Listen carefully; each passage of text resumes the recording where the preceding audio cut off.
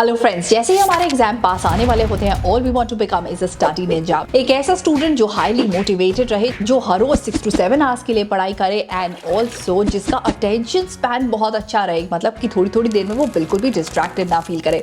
तो अगर आप भी ऐसा ही स्टूडेंट बनना चाहते हैं तो आप राइट जगह पे आए हो, क्योंकि आज मैं आपको इसी के बारे में बताने वाली हूँ, कैसे आप हाईली मोटिवेटेड रह सकते हैं and how you can study for long hours before your exams. तो क्या होता है ना, जैसे एग्जाम टाइम आने वाले होते हैं तो उससे पहले आपको बहुत सारी पढ़ाई करनी होती है। पढ़ाई करने के लिए आप बैठते तो है, पर जैसे ही बैठते हैं तो डिस्ट्रैक्टेड फील करते हैं, या इतने लंबे टाइम तक अपने आप को कैसे रोक के बैठे कि हाउ टू स्टडी। एंड अगर बैठते भी हैं तो आधी से ज्यादा चीजें सर के ऊपर से चली जाती है। तो अगर ऐसी प्रॉब्लम्स है ना, इस वीडियो के अंदर इन सब प्रॉब्लम का सोल्यूशन है। Let's begin with the video and see what are the solutions.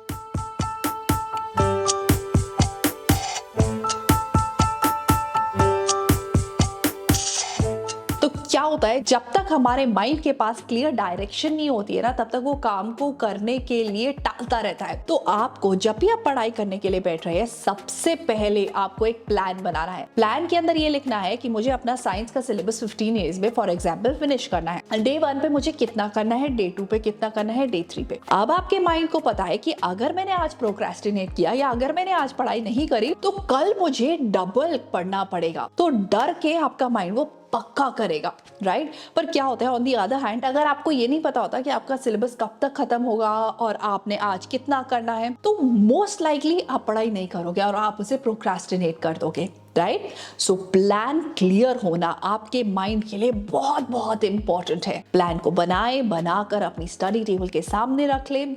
And इस प्लान के अंदर आपको सिर्फ ये नहीं लिखना है कि आपको अपना सिलेबस कंप्लीट करना है, आपको साथ साथ रिविजन प्लान भी बनाना है and also the test plan भी बनाना है। इतनी क्लैरिटी होने पर कोई भी प्रोक्रेस्टिनेट नहीं करेगा और प्रॉपर्ली स्टडी करेगा। Moving on to the next point and that is honour your mornings. क्या आप जानते हैं, मॉर्निंग एक ऐसा टाइम है जब आपका डिस्ट्रैक्शन या टेम्पटेशन लेवल बहुत कम होता है और आपकी प्रोडक्टिविटी बहुत हाई होती है। तो इस टाइम को हमें बेस्ट यूटिलाइज करना है। बट क्वेश्चन अराइजेस कि मैम हमको तो स्कूल जाना होता है, तो इस टाइम पे हम कैसे पढ़ाई कर सकते हैं? So the answer is simple. If you wake up at 6 o'clock, तो अब आपको जागना है 5 o'clock एंड 1 hour आपको इन्वेस्ट करना है स्टडिंग के लिए। अब आप बोलोगे, अगर हम अपनी नींद को सैक्रिफाइस कर देंगे इस टाइम पे तो हम पूरा दिन स्लीपी फील करेंगे। You will feel sleepy for 1 day, 2 day, 3 day, 4 day, but not after that. जो यहाँ पे आपने स्लीप सैक्रिफाइस करी है उसको आप पूरा कर सकते हैं in the afternoon nap. Alright, you can take afternoon nap and that is how you will utilize it. Anyhow, after you come back from school you need change and you can sleep at that time. उससे दो फायदे होंगे कि उसके बाद के study session में भी आप अलर्ट होंगे एंड द सेकंड इज कि आपने मॉर्निंग के टाइम स्लॉट को भी बेस्ट यूटिलाइज कर लिया, राइट। बट ये याद रहे कि अगर आप दोपहर में सोते हैं तो always put in alarm before you sleep. Moving on two point number 3 and that is zen mode. अगर आपने कभी टेनिस खेला होगा तो आप ये जानते होंगे कि स्टार्टिंग के 10 to 15 मिनट स्पेंड होते हैं ड्रिल के अंदर and then you play the exact sport. उसके अंदर आपके माइंड को ट्रेन किया जाता है कि कैसे आपको परफॉर्म करना है। एग्जैक्टली आपको यही करना है। तो अगर आपके पास 2 to 3 months अभी हैंड में है बिफोर योर फाइनल एग्जाम, तो इस टाइम पे आपको अपने माइंड को ट्रेन करना स्टार्ट करना होगा by going into zen mode. zen mode का मतलब है कि आप दिन के 1 or 2 hours को एलोकेट करेंगे फॉर हाई फोकस। ओके, इस टाइम पे फोन बिल्कुल नहीं होना चाहिए, डिस्ट्रैक्शन बिल्कुल नहीं होना चाहिए एंड ओनली फोकस होना चाहिए, राइट। इस टाइम के बीच में आप कुछ भी और नया नहीं कर। इसके लिए you can use this app called big timer. Big timer के अंदर आपके पास टाइमिंग आ जाएगा। You can set the timing of 1 hour and start it and do your studies. अगर आप बीच में डिस्ट्रैक्टेड फील करते हैं, उसको स्टॉप करिए and do the work and then come back again and start the watch again. ऐसा करने से you will be able to do 1 hour of high intensity focus study sessions, और वो अगर आपने करना सीख लिया देन आपके एग्जाम टाइम पे ये आपके लिए बहुत ज्यादा हेल्पफुल होगा, right. Now the question arises, what if we feel distracted? That brings us to our next point, how to handle distraction. तो अगर आप डिस्ट्रैक्टेड फील करते हैं, डिस्ट्रैक्शन दो तरह की होती है। एक होती है एक्सटर्नल डिस्ट्रैक्शन, जिससे बाहर की बहुत सारी आवाजें आ रही है और आप पढ़ाई नहीं कर पा रहे हो, कोई सॉन्ग सुन रहा है, कोई बातें कर रहा है, कोई कुछ कर रहा है। And you are not able to concentrate. Number second होती है आपके अंदर की डिस्ट्रैक्शंस। आपके माइंड में इतने सारे थॉट्स चल रहे हैं। सुबह क्या हुआ था, आपने इंटरनेट पे क्या देखा था, शाम को आपको वो मूवी कैचअप करी, ये सारे थॉट्स आपको बहुत ज्यादा परेशान कर रहे हैं, राइट? तो कैसे इन दोनों डिस्ट्रैक्शंस को हैंडल किया जाए? सबसे पहले एक्सटर्नल डिस्ट्रैक्शन को हैंडल करते हैं। अगर एक्सटर्नल डिस्ट्रैक्शन होती है तो आप यूज कर सकते हैं नॉइस कैंसिलिंग हेडफोन्स। इनको आप लगा सकते हैं और बिना किसी म्यूजिक के भी ये नॉइस कैंसिल करेंगे off the outer environment. But अगर ऐसा नहीं होता है तो क्या करें?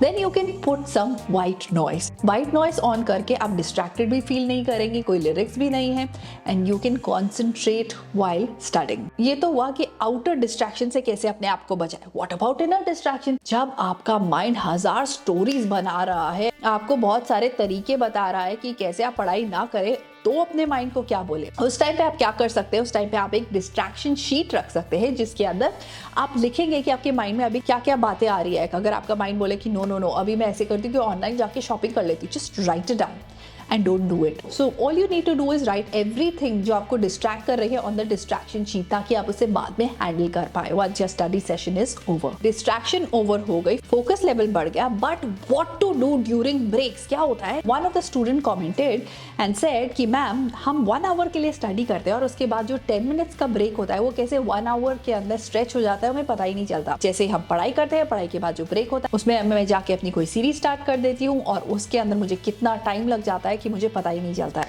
एंड देन स्टडीज पे वापस आना बहुत मुश्किल हो जाता है।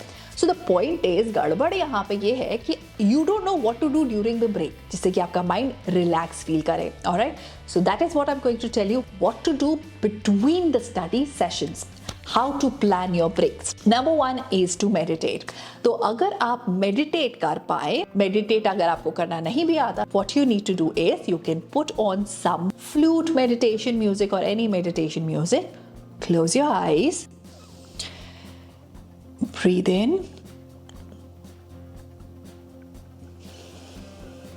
And breathe out. Then again you will breathe in and count till 8.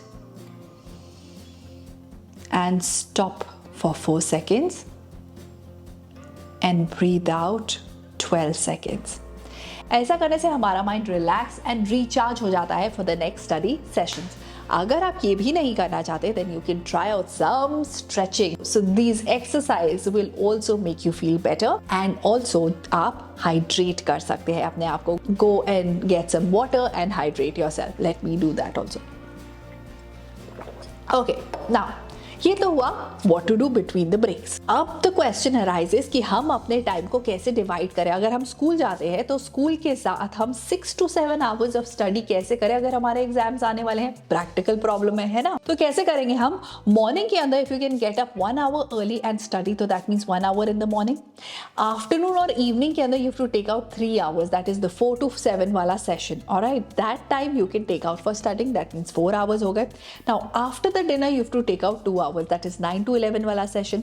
Right, now I know इसके अंदर आपको बहुत सारी ऐसी एक्टिविटीज है जो अपने डे के अंदर से हटानी होगी, बट इस टाइम पे studies are more important. Right, so ऐसा करके हमने 6 hours ऑफ स्टडीज निकाल लिया। नाउ इसको आप 8 hours भी कर सकते हैं वीकेंड्स पर, बट वीकडेज पे I think this is fair enough. But अगर आपको लगता है कि 6 hours भी बहुत ज्यादा है आपके लिए, तो वो भी आप कट कर सकते हैं। राइट, नाउ 6 hours जो आप स्टडी कर रहे हैं, दैट डजंट मीन कि आप एक सब्जेक्ट को 6 hours के लिए स्टडी कर रहे हैं, 2 दिन में आपने साइंस को खत्म कर दिया। No, that will be the worst way to study a subject. Okay, अगर आपको साइंस को पढ़ना है उसे प्लान करें, और every single day you have to just give it 2 hours, 2 hours of study and then 1 hour of revision plus testing yourself, and then the next 3 hours आप दूसरे सब्जेक्ट को पिक करेंगे। ऐसे करके आप टाइम को डिवाइड करेंगे। आप सिर्फ एक सब्जेक्ट को पिक नहीं करेंगे, आप सिर्फ लर्निंग नहीं करेंगे, आप टेस्टिंग भी करेंगे, आप रिविजन भी करेंगे। Alright, so that is how you will plan your day. What if कुछ दिन ऐसे होते हैं कि you just don't feel like studying and you've not studied? Just forgive yourself on those days